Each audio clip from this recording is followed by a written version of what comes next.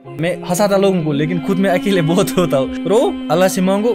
एक होता है कि आपके पास गाइड हो तो हर्डल्स को कैरी फॉरवर्ड करना या उनको पार करना इजी होता है। यहाँ पे अगर कोई इस्लामिक टॉक करे ना तो उसको पहले देखते हैं कहाँ इसमें प्रॉब्लम है, आपकी मुंह से थोड़ा लंबी है, अरे बात इसने कहा ना, तो बात तो देखो ना, बात क्या कर रहा है। बिल्कुल, लेकिन मुझे लगता है आपको मोटिवेशनल स्पीकर से नहीं बल्कि डीमोटिवेशनल स्पीकर के साथ ज्यादा रिलेट कर पाते हैं। वो फायर स्कॉर्पियो काफी वायरल हो गए थे। क्या कर रहा है इंस्पायरिंग कर, ये चला क्या ये थी यहां जाकिर नाइक साहब की। माशाल्लाह brother ask very good question. Allah से those who died because of Allah are not dead, they are live but you can not perceive. Hope answer to the question my brother. जो भी रोता है ना उसको इमोशनली वीक समझा जाता है। अगर आपको रोना भी नहीं आ रहा ना तो एक्टिंग करो रोने की। बिल्कुल, हाँ एग्जैक्टली, रोने की एक्टिंग करो अल्लाह के सामने, अल्लाह को वो भी कबूल है। और वो बोलते हैं ना कि जब आप वेट करोगे रास्ते का कि रास्ता कब मिलेगा तब आप चलना शुरू करोगे, तो आप जिंदगी भर वहीं पे खड़े रहोगे और आपको रास्ता नहीं मिलेगा। नमाज इज द बेस्ट एक्सरसाइज, ये गलत है। अगर नमाज बेस्ट एक्सरसाइज होती तो आप सुन कभी कुश्ती न लड़ते, तो आप सुन कभी घुड़सवार नहीं करते, तो आप सुन कभी हमें तलवार चलाना नहीं सिखाते। रात को 9 बजे मैंने ये जो पबजी है स्टार्ट की खेलनी, तो जैसे ही मैं सारा कुछ सामान जमा उमा कर रहा हूँ उसके बाद अब मैं जाता हूँ खेलने तो सीधे हेडशॉट आता है। करते करते करते करते करते करते सुबह फजर की अजान होती है। तो मैं हमारे सामने कॉलेज के सामने अब जिम आ गया। मैं कभी इन दिनों में पिछली बार में गया, मेरा कोई प्लान थी, वो देख रहा है ये क्या कर रहा है, बोल रहा है क्या है, मैं अभी जिम कर नहीं आया, अभी थोड़ा टेंशन हो गया, ये स्ट्रेस रिलीजिंग चल रहा है और कुछ नहीं है। वर्कआउट लाइफ को बैलेंस कैसे करें, वो हर किसी क्वेश्चन का आंसर दे रहे उठ रहे, मैं पागल हो रहा हूँ। ये डोला बोला इससे नहीं, ऐसे सच बनता है, इसमें मेहनत लगती है। स्टेरॉइड्स जो है ना, ये जब कोई ओलंपिक्स या स्टेज परफॉर्म करता है ना, ये नॉर्मल स्टेज नहीं है मिस्टर कश्मीर, वो बड़े स्टेज और क्या, तो उस वक्त वो स्टेरॉइड यूज करना पड़ता है क्योंकि सब वो है, लेकिन वो उनके लिए है। और वहाँ पे इतने मास्टर्स होते हैं, उनको डॉक्टर्स, ये अलग फील्ड है। क्या बैलेंस बनाओ अपनी लाइफ में इन टर्म्स ऑफ कि प्रायोरिटाइज थिंग्स, एक्सट्रीमिज्म की ओर मत जाओ। Is it okay to screw up sometimes in life? अस्सलाम वालेकुम व रहमतुल्लाहि व बरकातहू। I am your host Umaid Ayyub, welcoming you in our Skill Up series. This series is all about scaling up your skills, and in each episode we will dive deep into actionable tips, expert advices, and inspiring stories to help you on your journey. Today's episode is particularly exciting because we are discussing how to balance life, and I couldn't think of a better person than Mr. Adil Hussain, popularly known as Yani K, who hails from Handwara and is currently pursuing MBBS from GMC Anantnag. So stay tuned and watch till end. Assalamu alaikum.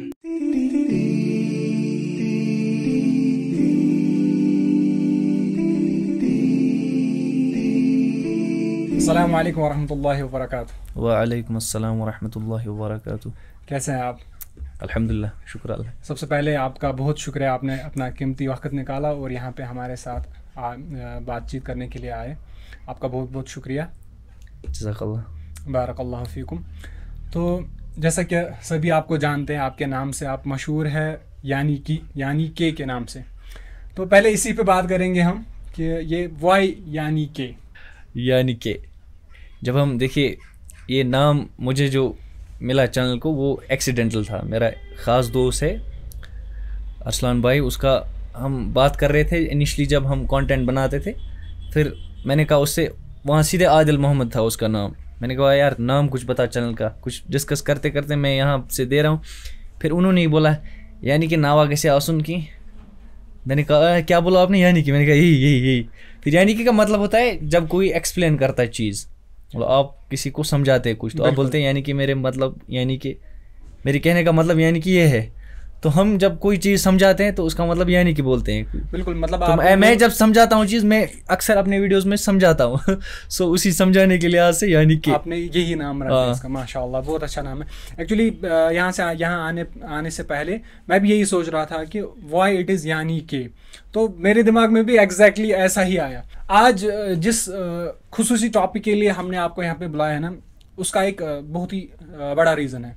वो ये है कि आप content creation में भी है, आप studies में भी है माशाअल्लाह, और लाइफ के अंदर जो भी चीज़ें, वर्क है, लाइफ है, रिलेशनशिप्स है, उन सब चीज़ों को आप डील कर रहे हैं, और जहाँ तक मैंने आपका कंटेंट देखा है माशाल्लाह, आपकी जो मैसेज होती है वो हर कोई उसके साथ रिलेट कर पाता है, चाहे वो छोटा हो बड़ा हो। तो इसी के बारे में हम आज बात करेंगे, लेकिन उससे पहले हम आपका थोड़ा पर्सनल व्यू जो है वो जानने की कोशिश करेंगे, और आपके बारे में भी ऑडियंस को पता चलना चाहिए कि आप क्या है। तो काइंडली आप अपना थोड़ा सा इंट्रोडक्शन देंगे, अपना बैकग्राउंड वगैरह, जिससे हमारी ऑडियंस को पता चले कि हमारे जो गेस्ट है वो कौन है। जी, अपना मुख्तसर तारुफ, मेरा नाम मोहम्मद आदिल हुसैन है, हंदवारा से ताल्लुक़ है मेरा, और यहाँ पे मैं गवर्नमेंट मेडिकल कॉलेज अनंतनाग में MBBS कर रहा हूँ। अभी 2nd ईयर हमारा चल रहा है, बस फाइनल एग्ज़ाम देना उनका। तो एक मुख्तसर तारुफ है, और आप सब मुझे जानते हैं यानी कि के नाम से। बिल्कुल माशाल्लाह। तो ये जो जर्नी रही है आपकी MBBS की, ये कहाँ से स्टार्ट हुई? ये किस्सा मैंने अपनी चैनल्स पे बहुत सुना है कि कहाँ से स्टार्ट हुआ। पहले क्या होता है, इंसान को ये हर किसी चीज़ में आज होता है, पहले पता ही नहीं होता है, मकसद क्लियर नहीं होता है, एक रैट रेस लगी पड़ी होती है, सीधे 11th में मेडिकल ले लो, फिर उसके बाद आपको करना ही करना है। 12th में मुझे अच्छे मार्क्स आए, फिर मुझे पता ही नहीं था करना क्या है, और सच में मैं कॉलेज में भी एडमिशन लिया। फिर वहाँ एक टीचर आए, उनने अपने बेटे के साथ कोटा भेजा, फिर ये चलती गई और इसी दलदल में घुस के गए। फिर एक इंटरेस्ट बढ़ा इसी फील्ड में, फिर नीट अल्टीमेटली हुआ, और ऐसे इंटरेस्ट बनता है। यूजुअली हमें पता ही कुछ नहीं होता है कि करना क्या है अपनी लाइफ में, बिकॉज हर किसी को गाइड नहीं मिलता है। मेरे कोई गाइड नहीं था, लेकिन अब मैं हूँ काफ़ी बच्चों के लिए और अपने भाइयों के लिए भी। माशाल्लाह। ये जो आपने गाइडेंस की बात की कि गाइडेंस नहीं मिलती है, गाइड नहीं मिलता है, तो इसके ऊपर थोड़ा सा आप और थोड़ा सा इसको ना एलॉबरेट कीजिए कि गाइडेंस की जो इम्पोर्टेंस और इसका जो रोल है एक पर्सन की लाइफ में, इसको थोड़ा सा एलॉबरेट कीजिए। गाइड बहुत इम्पोर्टेंट होता है। जब नई इंसानियत की बात करें, अल्लाह ने हर बार इंसानियत को रहनुमा भेजे, बिल्कुल, प्रॉफिट्स भेजे, एक उस्ताद की तरह। Guide is important in every stage of life. जैसे अल्लामा इकबाल भी कहते हैं कि हासिल किसी कामिल से पोशीदा हुनर कर, कहते हैं कि शीशे को बना सकते हैं खारा, बुढ़े बुलोच की नसीहत बेटे को एक टाइटल है। या जैसे कि कुरान में लुकमान अलैहिस्सलाम अपने बेटे को नसीहत करते। हर अंदाज में आपको गाइडेंस ज़रूरत है, हर चीज़ में आपको एक गाइड होना चाहिए। मेरे हिसाब से इस फील्ड में कोई गाइडेंस नहीं था, क्योंकि मेरे घर में कोई ऐसे एजुकेशन बैकग्राउंड नहीं था कि कोई ऑलरेडी डॉक्टर हो या कोई किसी और फील्ड में। तो मैंने ये वो है ना पायनियर बैच ही अपना घर में स्टार्ट किया, खुद से स्टार्ट किया। मैं पायनियर स्पेशीज था इस रिलेटेड। तो गाइडेंस इस वक्त से इम्पोर्टेंस होती है हर चीज़ में। अल्लाह ताला फरमाते हैं फसअलू अहल ज़िक्र इन कुंतुम ला तालमून, नहीं जानते हो तो जानने वाले के पास जाओ। Guidance is utmost thing. बिल्कुल। और इस्लाम से भी हम देखते हैं, हम सूरह फातिहा पढ़ते हैं तो वहाँ पे भी हम इहदिना सिरातल मुस्तकीम पढ़ते हैं, तो एग्जैक्टली ये भी गाइड की ही होती है। बिल्कुल माशाल्लाह। तो नेक्स्ट जो फिर आपके लाइफ में जब आपने गाइडेंस आपके पास नहीं थी, कोई गाइड नहीं था आपके पास, तो ऑब्वियसली हर्डल्स बहुत ज़्यादा आए होंगे इस जर्नी में आपको। आई बेट ऑन दैट। हर्डल्स हर किसी को आती है। बिल्कुल, हर्डल्स तो लेकिन एक होता है कि आपके पास गाइड हो तो हर्डल्स को कैरी फॉरवर्ड करना या उनको पार करना इजी होता है, लेकिन जब आपके पास गाइड नहीं है तो हर्डल्स उस टाइम आपने उनको कैसे हैंडल किया? फेलियर से। माशाल्लाह। फेलियर से फेल होते गए, क्योंकि हमने 4th अटेम्प्ट में नीट क्वालिफाई किया। माशाल्लाह। क्योंकि एक चीज़ पे हम शायद तीसरे में तो हम कंफर्म सेलेक्ट थे, लेकिन उसमें प्रॉब्लम ये हुई कि सीट्स, वो मैंने सबको बोला है कि सीट डिडक्ट हुई। EWS को 40 सीट्स, उसमें मैं और कुछ अफराद थे सिलेक्ट जो थे, वो नहीं गए फिर सिलेक्ट। एब्रप्टली 20 मार्क्स का कट ऑफ इंक्रीज़ हुआ। हम आ रहे थे, सब खुशियाँ मना रहे थे। फेलियर से, बार बार फेल होने के बाद कि यहाँ है मैं लैग कर रहा हूँ, या इस चीज़ में यहाँ मैं लैग कर रहा हूँ, यहाँ पे प्रॉब्लम है, so we need to fix this. तो फेल होते होते ही सीखते। तो आप बोल रहे हैं कि आपने 4th अटेम्प्ट में नीट क्वालिफाई किया है? हाँ, और क्या। यहाँ बोलते नहीं है बच्चे, अगर किसी ने कुछ किया तो ना, कॉलेज में है बहुत ऐसे, कुछ तो 5th अटेम्प्ट में भी आए हैं, कुछ तो BDS करके आए हैं, कुछ तो BSc करके भी आए हैं। सीरियसली होते हैं कॉलेज में, वो अपना नहीं बताते। लेकिन मैं सबको सीरियसली सच बताता हूँ। कुछ मोटिवेट भी होते हैं, कुछ सच्चाई की ओर, क्योंकि मुझे पता नहीं था माहौल क्या है। फिर क्या मेरे 4 अटेम्प्ट्स ये वेस्ट तो नहीं हुए? लेकिन फिर मैं एनालिसिस, उस टाइम मैंने बताया था जब मैंने क्वालिफाई किया कि अगर जितने अटेम्प्ट लगे उतने, लेकिन इस टाइम पे मैं किसी को सजेस्ट नहीं करूँगी कि आप 2 से ज़्यादा अटेम्प्ट्स दें, क्योंकि हालात ज़्यादा ख़राब है, क्योंकि हर साल कुछ ना कुछ स्कैम चल रहा होता है यहाँ पे। ऑप्शन बी लेके चलना आज मस्ट है। यही चीज़ है ना, इसी के ऊपर मैं मतलब इतना सरप्राइज हुआ कि 4th अटेम्प्ट में बोल रहे हैं आपकी, मैंने 4th अटेम्प्ट में नीट और क्या, ये तो सबको पता है। तो इमोशनली आप कहाँ पे थे उस टाइम, फिजिकली आप कहाँ पे थे उस टाइम, और आपकी जो थॉट प्रोसेस थी वो क्या थी, उसके बारे में थोड़ा बताइए। मैं उन जितने भी ईयर्स है 3 साल में ऑलमोस्ट मैं अकेला रहा हूँ। मतलब मेरा कोई किससे उठना बैठना नहीं था। मेरा एक दोस्त था खास जो है अभी, वो उस टाइम उसने बोला यार ये सब MBBS ये नीट वीट देने मेरे बस की बात नहीं, मैं जा रहा हूँ सीधे फॉरेन MBBS करने।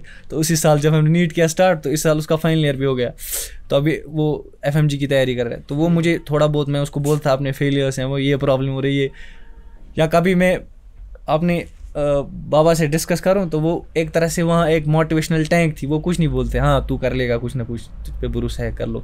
उसको जब कोई बोलता भी था तो वो बोलता था ये मैनेज कर लेगा, उस पर ट्रस्ट है मुझे, कुछ ना कुछ ये कर लेगा, क्योंकि they saw me working hard, कर रहा था मैं वर्क हार्ड। इट्स नॉट कि मुझे कोई 200 नंबर आ रहे थे। फर्स्ट अटेम्प्ट में 350, सेकेंड अटेम्प्ट में 499, थर्ड अटेम्प्ट में 555, और फोर्थ अटेम्प्ट में मेरे को 600 से सिलेक्शन हुई आराम से। उस वक्त कट ऑफ ही कम होता था, उधर कि अब तो कट ऑफ 650 पे भी नहीं मिल रहा है सीधे सीधे कॉलेज। वो तो अब वो मैंने आपकी एक वीडियो फेलियर इमोशंस बार बार फेल होना। लेकिन सबसे मुझे लगता है सबसे ज़्यादा जो इसमें मोटिवेशन का फैक्टर है, आप काम करते रहो, जो होगा देखा जाएगा। मैंने कहा था बस ये, मैं नहीं देता 3 से ज़्यादा चांसेस, लेकिन 3 में मुझे इन्होंने कमर तोड़ी जब इन्होंने सीट खाई हमारी बिल्कुल कट ऑफ से। फिर मैंने कहा कि अब इनकी कमर तोड़ते, ओपन में ही सीट निकालते, ओपन मेरिट से ही हूँ मैं। लेकिन प्रॉब्लम ये हुई ना, उस वक्त मुझे इमोशनल टॉर्चर हुआ। मैंने कहा अब तो सबको, क्योंकि कुछ वो कॉन्ग्रेट्स करने घर भी आए थे, कुछ ने मिठाई भी लाई थी, सच बात है। मैं सोच रहा हूँ ये कहाँ से मिठाई आ रही है, वो बोल रहे फलानी आ गए, उनने ऐसे मिठाई लाई है। मैं सोच रहा हूँ चलो कन्फर्म तो है सिलेक्शन, लेकिन पता नहीं आगे क्या होगा। फिर 3 दिन के बाद ही सिलेक्शन का अनाप शनाप हो गया, कुछ नहीं हुआ फिर। तो फिर मैंने कहा भाई अब करके दिखाना है। लेकिन सबसे इम्पोर्टेंट फैक्टर इसमें वल्लाही नमाज, माशाअल्लाह, ये इम्पोर्टेंट। गुनाह सबसे होते हैं, वो है ना हदीस भी कि कुल्लु बनी आदम खत्ताउन व खैरुल खत्ताइन अत-तव्वाब। ये है इम्पोर्टेंस कि गुनाह होते रहेंगे, तौबा करना ही करना है। लेकिन सबसे इम्पोर्टेंट बात है नमाज में। नमाज है ना, रोना। मैं हंसाता लोगों को, लेकिन खुद में अकेले बहुत होता हूँ, ये ऑनेस्ट है। रो, अल्लाह से मांगो कि यार अब प्रॉब्लम हो रही है, सीधे एज अ फ्रेंड भी आप बात कर सकते हो। इतना बोलो यार अब मुझे प्रॉब्लम हो रही है, प्लीज़ यहाँ से निकालो मुझे। तो मैं करता था सीरियस। उस वक्त मेरे दादा भी जिंदा थे, तो वो उनको इंसोमिया थी, रात को उनकी भी खबर लेनी पड़ती थी। तो वहाँ से बीच बीच में नमाज का कायम होता था, स्पिरिचुअल एनर्जी मिलती थी। माशाअल्लाह, यही चीज़ है। जैसे आपने ये चीज़ डिस्कस की, अल्हम्दुलिल्लाह मैं भी इंस्पायर हुआ इस चीज़ से, क्योंकि आजकल जो स्टूडेंट्स होते हैं, एक बार फेलियर आ गया तो उसके बाद लगता है कि बस अब लाइफ ख़त्म है, अब इसके बाद उनके पास बोलना नहीं चाहिए, लेकिन उनके पास बस सुसाइड के अलावा कोई और उनको पाथ जो है वो दिखता नहीं है। लेकिन आई थिंक कि आपकी जो जर्नी है ये बहुत सारे स्टूडेंट्स जो है उनके लिए एक इंस्पायरिंग स्टोरी रहेगी, और उनके लिए एक गाइड भी रहेगी कि हाँ लाइफ में बहुत कुछ किया जा सकता है, इवन आफ्टर नंबर ऑफ और कपल ऑफ फेलियर्स किया भी जा सकता है। बिल्कुल। अब देखिए हमारी ऑडियंस और हमने आज आपको इसी चीज़ के लिए यहाँ पे बुलाया है, तो अब हम थोड़ा इसको और आगे लेके जाएंगे। फिर जब आपने नीट क्वालिफाई किया, और जब आप इस प्रोसेस में भी थे, नीट क्वालिफाई करने की प्रोसेस में भी थे, ऑब्वियसली आपके साथ बहुत सारी चीज़ें एक साथ डील करने की होगी या हैंडल करनी पड़ी होंगी आपको। रिलेशनशिप्स, घर वालों के साथ, फ्रेंड्स के साथ, अपनी स्टडीज़, और जहाँ जो आप पढ़ रहे थे वो चीज़ें, उसमें आप मैनेजमेंट कैसे करते थे? जी हाँ, जैसे इसमें मैं ही मैनेज नहीं करता हूँ, ये आप देखो लाइफ हर किसी को मैनेज करनी पड़ती है। हाँ बिल्कुल, आप गुजारते हो, आप नहीं मैनेज करते हो लाइफ, हर कोई मैनेज करता है। अब बैलेंस इम्पॉर्टेंट है, तवाजुन, कोई कहते हैं ना तवाजुन के हिसाब से चलना, वो इम्पोर्टेंट होता है। लाइक मैं कंटेंट भी क्रिएट करता हूँ, मैं दोस्तों के साथ घूमने भी जाता हूँ, बिल्कुल, थोड़ा बहुत खेल कूद भी चलता है, हर रोज़ वर्जिश भी चलती है, एक्सरसाइज। तो ये सब चीज़ें मैनेज करना है, डिसिप्लिन के साथ आता है। मतलब आपने तयशुदा रखा है कि मुझे वक्त, आज मुझे ये भी करना है, कि आप यूट्यूब भी करते हो। फिर कुछ लोग बोलते हैं ये शायद रील्स ही बनाते हुए, मेरा एकेडमिक रिजल्ट भी अच्छा आता है, लेकिन इट्स बिकॉज ऑफ कि डिसिप्लिन, कि आपको पता है एक्सरसाइजेज मस्ट तो करनी है, आपको पता है आपको डाइट अच्छी लेनी है तो लेनी है, आपको पता है पढ़ना है तो पढ़ना है, इसमें कोई दूसरा और वीडियो बनाना है तो भाई ये भी बनाना है। बिल्कुल। जबकि ये डिसिप्लिन कैसे आता है? By minimizing the distractions. Exactly. आप मेरा फ़ोन चेक करो, आज तक मेरे प्ले स्टोर में भी देखो, कभी कोई गेम इंस्टॉल नहीं होगी इसमें। ब्लू लाइट से ज़्यादा स्क्रीन टाइम आता है। बिल्कुल। मेरा किस एवरेज स्क्रीन टाइम मेरे व्यूअर से कम होगा अगर एवरेज देखा जाए, एक्सेप्ट जब मैं लेक्चर देखता हूँ, क्योंकि बाकी इनमें कोई काम नहीं। आई डोंट वॉच मूवीज़, देखता था कभी कभी, साल में एक बार कोई देखी अगर कभी, वो भी मैं जोक बोलूँ यहाँ पे, मराठी मूवी देखता हूँ, साउथ से लात मारी वो गाड़ी वाड़ी उड़ती है वो देखी, हाँ बस जोक वो। तो बाकी कोई गेम नहीं है तो उससे बचता है, बाकी और कोई चीज़ नहीं है इसमें। तो जैसे कि मोस्ट ऑफ द टाइम अगर देखा जाए इस यंग जनरेशन में जो सबसे तबाही कुन जो जिससे टाइम वेस्ट होता है, वो आप देखो 90% इसमें यूथ से लेकर बच्चे भी, इवन बच्चे 4th में पढ़ते हो, 3rd में पढ़ते हो। पिछली बार ट्रेन में भी देखा, छोटा बच्चा क्या बोलते हैं उसे, BGMI गेम है ना वो, PUBG वो खेलता था, छोटा बच्चा कसम से। और उसमें इंसान आसानी से मतलब छुटकारा नहीं पाता है। आप खेलोगे तो पता ही नहीं चलेगा, घंटा 2 घंटा 3 4, बल्कि कुछ का स्क्रीन टाइम BGMI प्लेयर्स का जो है हर कोई खेलता है 13 घंटा होता है। यहाँ पे मैं आपको थोड़ा रोकने की कोशिश करूँगा और पर्सनल एग्जांपल एक दूंगा। पर्सनली जब ये BGM आई थी तो उसके बाद सभी दोस्त खेलते थे, सबने ट्राई किया। तो पर्सनली मैंने सोचा कि चलो देखते हैं क्या है ये, इसमें मतलब क्या है, साइकोलॉजिकली ये किस तरीके से डिज़ाइन की गई हुई है। मैं उस टाइम दिल्ली में था और शाम को रात को 9 बजे, मेरे जो फ्रेंड्स अगर मुझे सुन रहे होंगे उनको भी पता है, रात को 9 बजे मैंने ये जो PUBG है स्टार्ट की खेलनी। तो जैसे ही मैं सारा कुछ सामान जमा उमा कर रहा हूँ, उसके बाद अब मैं जाता हूँ खेलने तो सीधे हेडशॉट आता है। अब मैं क्या सोच रहा हूँ, नहीं मैंने सामान लाया, मैंने वो किया ये किया, यहाँ पे मेरी चूक होगी, अब नेक्स्ट प्ले जो होगा नेक्स्ट में मैं इसको कर लूँगा। करते करते करते करते करते करते सुबह फजर की अजान होती है।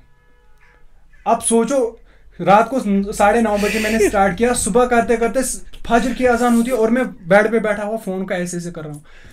That was the time, first time मैंने उसको इंस्टॉल किया था, and that was the time कि लास्ट टाइम मैंने उसको प्ले भी किया था। उसी टाइम मैंने उसको अनइंस्टॉल किया, तब से लेके आज तक मैंने कोई गेम इंस्टॉल नहीं किया, क्योंकि ये साइकोलॉजिकल गेम आपके साथ खेलते हैं। मतलब आपको उस तरीके से इसके साथ अटैच रखते हैं कि हाँ इस पॉइंट पे यहाँ पे गलती हुई, नेक्स्ट टर्न जो होगा उसमें आप इसको कर लोगे, और करते करते आपका टाइम कहाँ चला जाता है आपको पता भी नहीं चलता है। बिल्कुल, डिस्ट्रैक्शंस ये बहुत ही ज़्यादा इंसान को अपने जो परफेक्ट गोल होता है उससे डिस्ट्रैक्ट करती है। एग्जैक्ट। तो और कुछ आप इसमें ऐड करना चाहेंगे?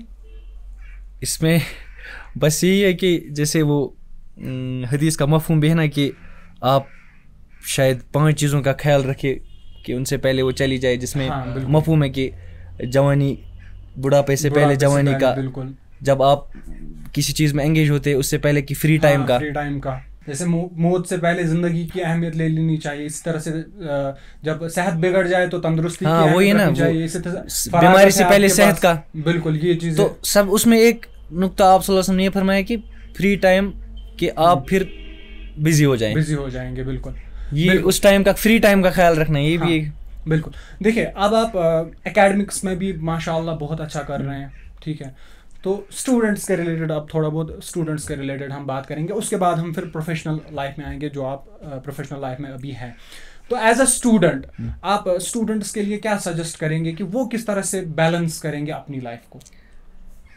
एज अ स्टूडेंट, बल्कि एज अ प्रैक्टिसिंग स्टूडेंट की जो स्टडी को भी मैनेज कर रहा है, बाकी चीज़ों को भी मैनेज कर रहा है, एक ही पॉइंट है, मिनिमाइज योर डिस्ट्रैक्शंस।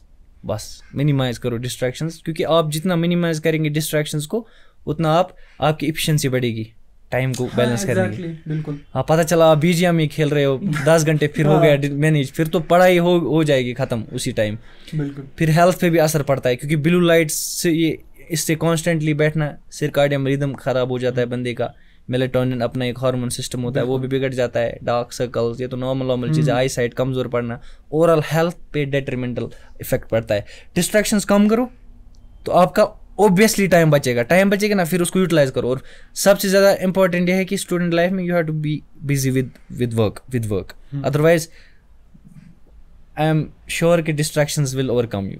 वो है ना एक जैसे कि या अल्लाह फरमाते हैं ना, आइनमा तकुनु युद्रिकुमुल मौत, कि आप कहीं पे मौत आपको कहीं पे भी आ सकती है। तो ये आप अगर कहीं पे भी हो ना, आज डिस्ट्रैक्शंस कहीं पे भी आ सकते हैं। आप कोने में बैठे हो, फोन अवेलेबल है, पिंग हो गया तो ऑब्वियसली वो minimize distraction, maximize your efficiency हो जाएगी तब। बिल्कुल, ये इनवर्स रिलेशन है, वो कम वो ज़्यादा। हाँ एग्जैक्टली। हाँ बस। अब दूसरी चीज़, एज अ स्टूडेंट ही अगर हम सोचेंगे तो मेंटल हेल्थ जो इफेक्ट हो रही है हमारी, तो उस चीज़ के ऊपर किस तरह से, जैसे आप बोल रहे हैं कि डिस्ट्रैक्शन उसको कीजिए आप, ठीक है हमने किया डिस्ट्रैक्शन, उसको अवे रख दिया डिस्ट्रैक्शन उसको हम कर रहे हैं, लेकिन जो हमारी मेंटल हेल्थ है उसका हम किस तरीके से ख्याल रख पाएंगे? जी माशाल्लाह ये अच्छा सवाल है भाई का। तो सबसे इम्पोर्टेंट बात आप देखिए ये है कि मेंटल हेल्थ, पहले ऑडियंस भी उनको बोलना चाहेंगे ये लाइफ बैलेंस से रिलेटेड ही सारा टॉपिक चल रहा है, हाउ टू बैलेंस लाइफ, क्योंकि लाइफ एक डायनामिक चीज़ों को मतलब घेर लेती है। ये सिर्फ करियर नहीं है, ये सिर्फ लाइफ में नहीं है। जी लाइफ में इनसर्कल होती है तमाम चीज़ें, आपका मेंटल हेल्थ, आपका ओवरऑल हेल्थ, क्योंकि according to WHO what is health? Health is आप फिजिकली, आप सोशली, आप मेंटली, इन तीनों को लेकर वेल बींग, जब आप होते हो फिजिकली भी फिट, मेंटली भी फिट, सोशली भी फिट, तब आपको WHO के हिसाब से हेल्दी माना जाता है। उसमें मेंटल पोर्शन बहुत इंपॉर्टेंट रोल प्ले करता है और सोशल भी। बिल्कुल, ये दो फैक्टर, फिजिकली कुछ लोग फिजिकली बहुत फिट होते हैं और मेंटली अनसाउंड होते हैं, according to WHO they are not healthy. So you might be physically good as well as mentally good, but socially you are not good enough, you are not well being socially, so according to WHO you are not still healthy. Health is overall. बिल्कुल। Mental health is very important, जो अभी neglect किया जा रहा है। Mental health पे काफ़ी सारी रिसर्च चल रही है कि ये स्ट्रेस कैसे मैनेज किया जाए, मेडिटेशन, योगा, पोगा, कुछ भी लेकिन है वो भी, हाँ exercise is a nice factor कि अलग स्टिमुलेटर्स रिलीज होते हैं, एंड्रोजन्स वगैरह, सेरोटोनिन बैलेंस, हार्मोनल बिल्कुल सेरोटोनिन वगैरह रिलीज होता है, तो उससे एक खुशी मिल जाती है। आप जिम जाओ, स्ट्रेस से पहले, जिम के बाद आपको स्ट्रेस रिलीज होगा। एब्सोल्युटली, एग्जैक्टली, हार्मोन रिलीज होने की वजह से, सिंपल साइकिलिंग करने से, सिंपल वॉक लेने से भी हो जाता है। Exercise is a must. तो यहाँ पे आप देखो, मेंटली आप तभी साउंड रहोगे जब आपको एक कॉन्सेप्ट क्लियर हो कि आपकी रूह इत्मीनान से हो। ये स्पिरिचुअलिटी जो ये है ना, ये मेडिटेशन, योगा वगैरह, ये जितने भी है ना, ये फोक्स, ये अल्टीमेटली उसी कॉन्सेप्ट को दोहराते हैं जो हमने 1450 साल पहले ही सिखाया गया है कि असल चीज़ हम इंसान जो है ये मजमुआ है रूह और बदन का, जिस्म का। बिल्कुल, बदन तो फिजिकल है, हाँ, WHO ने कवर कर लिया। मेंटल जो WHO बोल रहा है वो अलग है, लेकिन हम मेंटल स्पिरिचुअलिटी को बोलते हैं, मतलब रूह। आपका रूह जब तक खुश नहीं होगा आप स्ट्रेस में चले जाएंगे। बॉडी आपको ठीक ठाक खुराक भी आपको मिल रही है, लेकिन आप स्ट्रेस में हो। मैंने इसको वीडियो में बोला था, स्ट्रेस के मुख्तलिफ अकसाम है। हाँ, बिल्कुल, मैंने आपको रिलेशनशिप में प्रॉब्लम है, फैमिली के साथ, बिल्कुल, मैंने बहुत सारे स्टूडेंट से टॉक की, it's not about boyfriend girlfriend, relationship is primarily about family friends, they have hell relationship with family। Parents को आपस में झगड़ा हो रहा है, स्टूडेंट्स टेक्स्ट मी कि पेरेंट्स जो हमारे हैं वो हर रोज़ इतना झगड़ा कर रहे हैं कि उनको उनकी मेंटल एबिलिटी पे अब इफेक्ट पड़ रहा है। अगर कोई छोटी बच्ची है या आपका बच्चा है, इवन अगर 10th 12th में या कुछ भी, फैमिली प्रॉब्लम सबसे वर्स्ट होती है। अगर आप अपने पेरेंट्स को लड़ता झगड़ता देखोगे ना, तो आप एक जहनी मरीज बन जाते हैं, लाइफ हो जाती है बिल्कुल उस पर्सन की। तो उस हिसाब से ये जो स्ट्रेस मैनेज है ना, अगर एक डायरेक्शन देखा जाए तो पेरेंट्स पे अलग रोल है कि बच्चे को पीयर प्रेशर नहीं डालना है कि यही करना है वरना मार देंगे आपको। फिर अलग से एक और पॉडकास्ट करना है, एक अलग पीयर स्ट्रेस में हाउ टू बैलेंस में। लेकिन एक ही चीज है, मतलब कहते हैं कि आप एक काम करो, जैसे कि है ना, अगर जैसे हदीस का मफहूम है वल्लाहु आलम कि या तो चुप रहो या बात कहो कोई मतलब वाली, जिसका कोई फायदा हो। बिल्कुल। तो अगर यहाँ पे बात की जा रही है, ये नहीं कि पर फिर क्या आप यहाँ पे अगर कोई इस्लामिक टॉक करे ना, तो उसको पहले देखते हैं कहाँ इसमें प्रॉब्लम है, आपकी मुंह से थोड़ा लंबी है, अरे बात इसने कहा ना, वो बात तो देखो ना, बात क्या कर रहा है भाई, आप मुंह को देख रहे हो। कॉलेज में कसम से कभी कभी वीडियो में बनाता था, उसमें ये होता है कि बिजी रहता है शेड्यूल, कभी इंसान बियर्ड को ठीक नहीं कर पाता है, मुंह लंबी रहती है। मैंने कभी इस्लामिक टॉक अगर पॉइंट बिहाइंड द मैसेज किया टच, तो उसमें बोलते हैं गोंस कर जे शोध गयो गोंस ओ भाई काट चुस करा शोध काट बोस तो ये नहीं देख रहे, काट नहीं देख रहा है कोई, बस ये देख रहे। कोई मैंने एक देखा था, वो इस्लामिक वीडियो बना रहा था बेचारा, दाढ़ी होती है किनकी, वो किसी को आती है यहीं से ज्यादा दाढ़ी, यहाँ होती है वो अलग ही एलोपेशिया टाइप होती है, अलग को स्किन कुछ की दाढ़ी होती है जो कम यहाँ से आती है, पैची बियर्ड वगैरह। तो उसको वहाँ पे कमेंट आ रहा है, वो माशाल्लाह हदीस बयान कर रहे थे इंस्टा पे, ये पहले दाढ़ी को सीधा करो। मतलब ये किसने बताया आपको कि आपको इस्लामिक पॉइंट बताने के लिए पहले आपको परफेक्शनिस्ट बनना होगा? परफेक्ट तो आप सल्लल्लाहु अलैहि वसल्लम के बगैर कोई नहीं है, हुजूर सल्लल्लाहु अलैहि वसल्लम परफेक्ट है बस, बिल्कुल बाकी लग्जिश कोताही सब में हो सकती है। हम तो बड़े पड़े हैं, जैसे हदीस से है कि हर कोई बनी आदम खताकार है, लेकिन सबसे बेहतरीन खताकार वो है जो तौबागार है, जो तौबा करे। तो ये बात है। उसमें अल्लाह हमने सूरह रअद शायद है 13th चैप्टर, उसमें एक आयत है जो सब पढ़ते हैं, अला बिज़िक्रिल्लाहि तत्मइन्नुल क़ुलूब, कि आपके दिल को जो सुकून देने वाली चीज़ है ना वो जिक्र में है। बिल्कुल। फिर उलमा अलग अलग तफसीर में जिक्र, सबसे बेहतरीन जिक्र कुरान पाक को बोला जाता है, नमाज वगैरह, यानी कि पूरे इस्लाम का जो लाइफस्टाइल है ना ये जिक्र है। मेरा एक पॉइंट ऑफ व्यू है, क्योंकि इस्लाम में ऐड ऑन करना गलत बात है। स्कॉलर्स के हिसाब से जिक्र है जी अल्लाह की याद, अल्लाह की याद। ये नहीं कि स्पिरिचुअल फैक्टर आता है कि आप उठ रहे हो, आप अल्लाह के सामने रो रहे हो, या अल्लाह प्रॉब्लम हो रही है मुझे, या अल्लाह आज मैंने ये गलत काम किया, हो गया तो क्या करें, आप प्लीज़ बख्श दो। एक आलिम से मैंने एक तफसीर में सुना है, जब वो तफसीर डिस्कस कर रहे थे, उसने बोला कि आप देखो अल्लाह कुरान में ही, वो आयत मुझे याद नहीं, कि अल्लाह बोल रहे हैं, अल्लाह ताला ने अल्लाह ताला को ऑर्डर दिया है कि अपने बंदों पर रहम करना। ये उस शायद माफूम ये है कि जैसे अल्लाह, ये रसूल सल्लल्लाहु अलैहि वसल्लम हदीस में भी आया है शायद कि अर्श पे लिखा हुआ है कि अल्लाह ताला जो है वो सबसे रहमान और रहीम है, क्योंकि वो अल्लाह ताला वाहिदुल कहर भी है, बिल्कुल रहमान और रहीम भी है। लेकिन फिर इसकी ये जो ना अल्लाह ताला ने अपने रहमान और रहीम का जो फैक्टर है उसको वाहिदुल कहर से ऊपर रखा है कि अपने बंदों पे रहमान और रहीम ज्यादा रहना। बिल्कुल। तो इन टर्म्स के ला तक़नतू मिन रहमतिल्लाह, आप नाउम्मीद ना होना है, दिल जो है ना, दिल ना उम्मीद नहीं, नाकाम ही तो है। हाँ बिल्कुल। लंबी है गम की शाम मगर शाम ही तो है भाई, नाकाम नहीं होना है। ये जो चीज़ है ना छोटी छोटी ना उम्मीदी, ना उम्मीदी जवाल जो है ना, ना हो ना उम्मीद, ना उम्मीदी जवाल इल्म इरफा है, उम्मीदी मर्द मोमिन है खुदा के राजदानों में, अल्लामा इकबाल का शेर है। तो यहाँ पे ये फैक्टर है कि आपको ना उम्मीद नहीं होना है। Hell of stress is going on, life is all about stress. आप यहाँ पे बैठे हो ना, द लाइट जो हम पे पड़ रही है इट्स ऑल्सो स्ट्रेस। हर चीज स्ट्रेस है। आपको लग रहा है the phone is also stress, microwaves आ रहे हैं that's also stress, infrared radiation is also stress, physical stress, chemical stress, बिल्कुल, the lotions we are putting on, the perfumes you are wearing is also stress containing phthalates। मैंने पिछली बार बोला है phthalates पे इतनी ज़्यादा रिसर्च हो रही है, 100-150 रुपये का परफ्यूम लगा रहे हैं बॉडी पे, लोशन लगा रहे हैं, phthalates is also stress।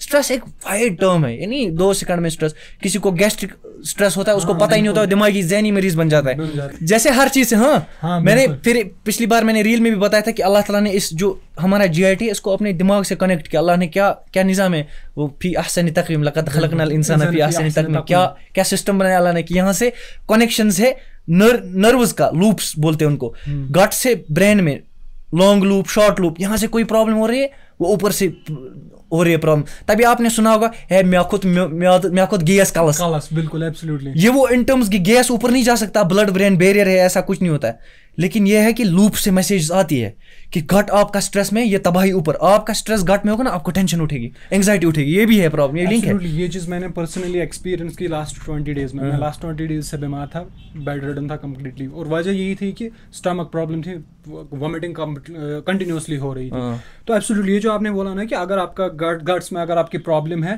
तो मसला आपके माइंड तक जाता है और आप मेंटल स्ट्रेस में आ जाते हैं। बिल्कुल मेरे साथ ये चीज़ हुई है, और अनटिल एंड अनलेस मेरा जो स्टमक की प्रॉब्लम है ठीक नहीं हुई, मेरी मेंटल हेल्थ भी तब तक ठीक नहीं हुई। और जैसे ही मैंने स्टमक के ऊपर फोकस किया, डॉक्टर्स के पास गया, स्टमक ठीक करवाया, मेंटली मैं खुद साउंड हो गया और अल्हम्दुलिल्लाह कंप्लीटली रिगेन मैंने अपनी हेल्थ कर ली। बिल्कुल ये बहुत एक 10th में होता था बेकिंग सोडा की यूज़। हाँ बिल्कुल। मैंने यहाँ पे अभी याद आया, मेरी बहन भी थी हमारे साथ, 10th में पढ़ती थी हमारे साथ। तो फिर मैं एक निमोनिक बनाता हूँ जोक में, मैं हमेशा बचपन से ही फनी हूँ मैं। तो मैंने बनाया था तेरा म्यादा मेरा म्यादा बेकिंग सोडा ब्रेड केका वेका बेकिंग सोडा ये यूज था कि ब्रेड में, केक में, तेरे म्यादा में, क्योंकि एक वो एंटी एसिड की तरह भी काम होता है, काम करता है वो। तो हमने बोला ना तभी म्यादे का ख्याल रखो। बिल्कुल। GIT पे इतना सारा, कसम से मैं बोल रहा हूँ, एक एनालिसिस के बेस पे कि हमारी मेन प्रॉब्लम जो यहाँ पे हेल्थ इशू है ना, जो स्टार्ट होती है, हम नहीं देखते हैं, GIT से ही उठती है, म्यादे से ही। हमारा खाना पीना सब खत्म हो रहा है सिस्टम, तो म्यादे से ही उठती है। एक जो हमने ये जो मौजू था अभी टॉक पे हो रही थी, वो है होते स्ट्रेस, मेंटल स्ट्रेस कैसे कोप अप करे। मेंटल स्ट्रेस कोप अप करे टू द पॉइंट, अगर आंसर है मेडिटेशन, स्पिरिचुअलिटी, यानी कि जो आपको Islam is the way of life, complete way of life. आपको बोला गया है अल्लाह बिज़िक्रिल्लाहि तत्मइनुल कुलूब, आप जिक्र करो, अल्लाह से मांगो, उठो, अल्लाह के सामने रो, बोलो यार अब प्रॉब्लम हो गई आज, सीधे। वो कहते हैं ना हदीस में है कि अगर आप वो ये ना जूते की तिलस्मी बोलते हैं कि क्या बोलते हैं इसको, शूलेस, इसको आपने मांगनी वो भी अल्लाह से मांगो। तो यहाँ जहाँ पे प्रॉब्लम हो जाए अल्लाह से बोलना, अल्लाह आप बोलते हो हम शारक से भी करीब है, आज प्लीज़ मुझे इस मुसीबत से निकालो, इतनी मुसीबत आई है कसम से, ऐसे ऐसे गुनाह के आलम में फंस के अल्लाह से मांग के कुछ चीज़ों में ऐसे अल्लाह ने नजात दी है कसम से। वरना अगर अल्लाह ने ये सतारुल उयूबी का पर्दा उठाया ना, तो ना आप बात कर पाओगे ना मैं बात कर पाऊंगा। तो वहाँ से निकाला अल्लाह ने रो के। The best therapy for the stress is cry, रो, कसम से रो। ये बोलते हैं हंसना वसना वो भी एक थेरेपी, लेकिन cry is the best therapy, ये हील करते हैं इंसान को। रो जाओ, अल्लाह के सामने रो, नमाज में रो, या अपने किसी लाउड वन के सामने रो, पेरेंट्स के सामने, ये अच्छी बात होती है। तो ये एक पॉइंट होता है। दूसरा पॉइंट होता है चाहे कुछ भी हो जाए ना लाइफ में, ना उम्मीद मत होना, ना उम्मीदी कुफ्र है। आप सुसाइडल थॉट्स पे आते हो।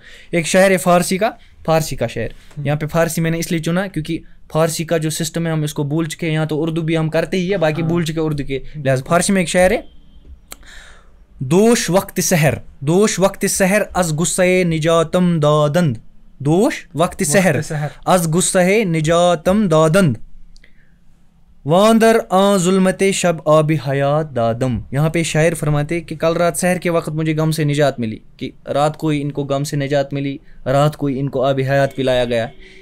शायर का अपना तर्जमा है, जिस तरह उनकी किताबों में लिखा है, ये शायद हाफिज साहब का शेर है। तो मतलब कि आप किसी भी गम में हो ना, आप वो है ना कि अगर ये रात है तो कल सुबह भी आएगी। आपकी ज़िंदगी में गम आ रहा है तो आपको अल्लाह ताला इस गम से निजात भी देगा। जैसे शायर अजाब में था तो अल्लाह ताला ने इसको रात में वो आब हयात से कंपेयर कर रहे हैं कि ऐसा आब पिलाया, पानी पिलाया जिसके बाद कोई गम नहीं। जैसे आब हयात के बारे में वहाँ जिक्र है कि जैसे आब हयात जब पिलाया गया उसके बाद कोई प्यास व्यास नहीं लगेगी, जो कोसर पे वगैरह।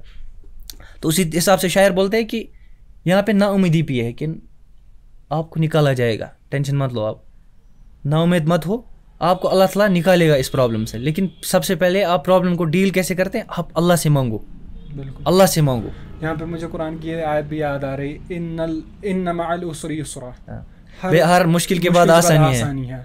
बिल्कुल एग्जैक्टली है ना। तो अल्लाह से मांगो और नाउमीद मत हो। ये और यहाँ पे हाँ इम्पोर्टेंट टॉक है, आप उसके बाद हम छेड़ेंगे। चलो आप पूछिए नेक्स्ट। और एक चीज़ जो आपने कही ना, इसको मैं थोड़ा और मतलब इलाबोरेट करवाना चाहूँगा आपसे।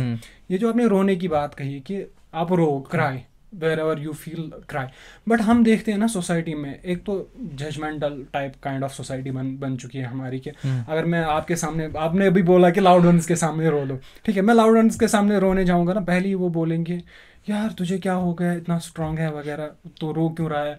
और अगर आप लड़का हो तो ज़्यादा ही बोलेंगे लड़के रोते नहीं हैं, ठीक है। और अगर आप लड़की हो तो आपके लिए ठीक है, लेकिन अगर आप घर में बड़ी हो तो आपको भी बोलेंगे कि नहीं बड़े बच्चे नहीं रोते हैं, ठीक है। एक तो ये चीज़।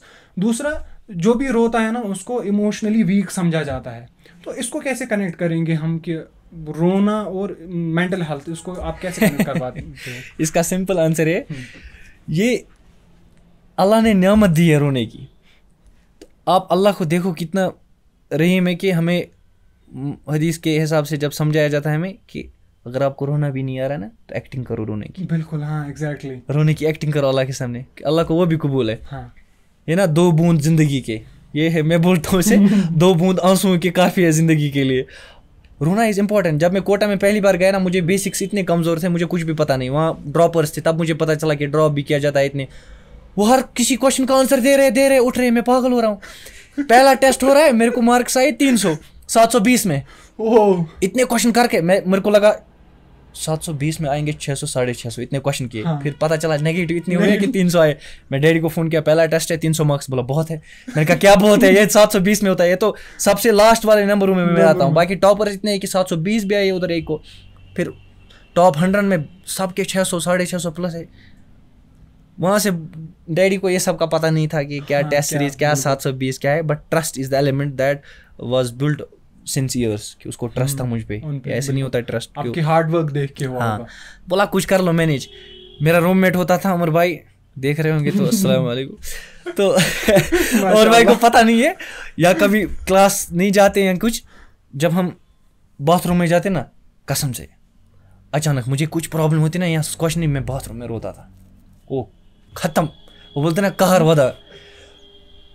मैंने खुद भी किया है हो कसम से, सीरियसली मैं बोल रहा हूँ ये कहाँ आ गया मैं, इसलिए नहीं मिल रहा हूँ, मुझसे कुछ हो नहीं रहा, मैं बोल रहा हूँ मैं यार मेहनत कर रहा हूँ बहुत। हाँ। अब क्वेश्चन प्रैक्टिस भी हो रही है, इनका मॉड्यूल भी सॉल्व हो रहा है, कुछ ना कुछ हो रहा है, फिर भी मार्क्स नहीं आ रहे, ये मैं कहाँ फंस गया यार, मैं सिर्फ रो रहा हूँ। इसलिए नहीं रोता था कि मुझे मतलब स्ट्रेस ज़बरदस्त हो रहा है या कुछ हो रहा है स्ट्रेस भी, लेकिन मैं लिए था कि मैं सब कुछ कर रहा हूँ, मार्क्स फिर भी नहीं आ रहे, फिर भी रिजल्ट नहीं टेंशन। अब उल्टा ये हो रही है कि बताऊं किसको, घर वालों को फोन कर रहा हूँ, डैडी वैडी को, उसको समझ में नहीं आ रहा है कि इतना स्कोर कितना है, क्या चल रहा है, बोला आप करो कि कुछ नहीं है। अब मैं बैठा हूँ बाथरूम में रो रहा हूँ अकेले, हाँ पान बुको तो गोश पाने उस बहाने अच्छी कोश रोना ही। तो फिर वो रोना एक थेरेपी थी, उसके बाद मुझे कामनेस मिलती थी। तब ये ना शायद ये ना कि आप हंसा कम करे, हंसना ज़्यादा हंसना दिल को मुर्दा कर देते, ये मगर सच है, ये सच बात है। इसलिए क्राई इज थेरेपी, रोया करें, इससे क्या फ़र्क पड़ता है, रोया करें या कितने बड़े बड़े अल्लाह के सामने रोया करें, तो इसमें क्या है, वो बहादुर जो जितना ज़्यादा तकवा गुजार होगा ना, वो उतना ज़्यादा रोता है, तो वो उतना ज़्यादा स्ट्रॉन्ग होता है। और ये मतलब जजमेंट की तो फिर फिक्र ही नहीं। और जजमेंट क्या है, जजमेंट वो मरना है लाला, ये जजमेंट वजमेंट नहीं है, वो क्या ना, इससे बेहतर है मरना है लाला, ये जजमेंट वजमेंट नहीं चलता है इधर। जज करेंगे लोग तो करने दो, उसका काम ही है जज करना। कुछ तो लोग कहेंगे, लोगों का काम है कहना। वही बोलते हैं ना कि मतलब लोग क्या कहेंगे, अब अगर यही भी आप ही सोचेंगे तो लोग क्या उनका क्या काम रहेगा फिर। बिल्कुल एब्सोल्युटली। तो हाँ बिल्कुल, अब इसको थोड़ा और आगे लेके जाएंगे। अभी हम बात कर रहे थे एज ए स्टूडेंट, ठीक है, तो अभी एज एम प्रोफेशनल पे आएंगे कि एज ए प्रोफेशनल अब आप एक प्रोफेशनल डिग्री कर रहे हैं, एज अ प्रोफेशनल है अभी आप, तो एज अ प्रोफेशनल आप लाइफ को किस तरीके से, अब हम मेन टॉपिक पे आ रहे हैं कि एज अ प्रोफेशनल आप लाइफ को कैसे बैलेंस कर पा रहे हैं। जो ये प्रोफेशनल लाइफ है, इसका भी थ्योरेटिकल लाइफ चल रही है अभी MBBS। हाँ, तो अभी इस हिसाब से, क्योंकि अभी आगे पता नहीं क्या होने वाला है, आगे ज़्यादा बिजी रहते हैं डॉक्टर्स इनकी लाइफ बहुत उतनी नहीं होती है, टू बी ऑनेस्ट। डॉक्टर इनको मैं तभी बच्चों को बोलता हूँ कि आप पहले देखें कि आगे क्या होगा।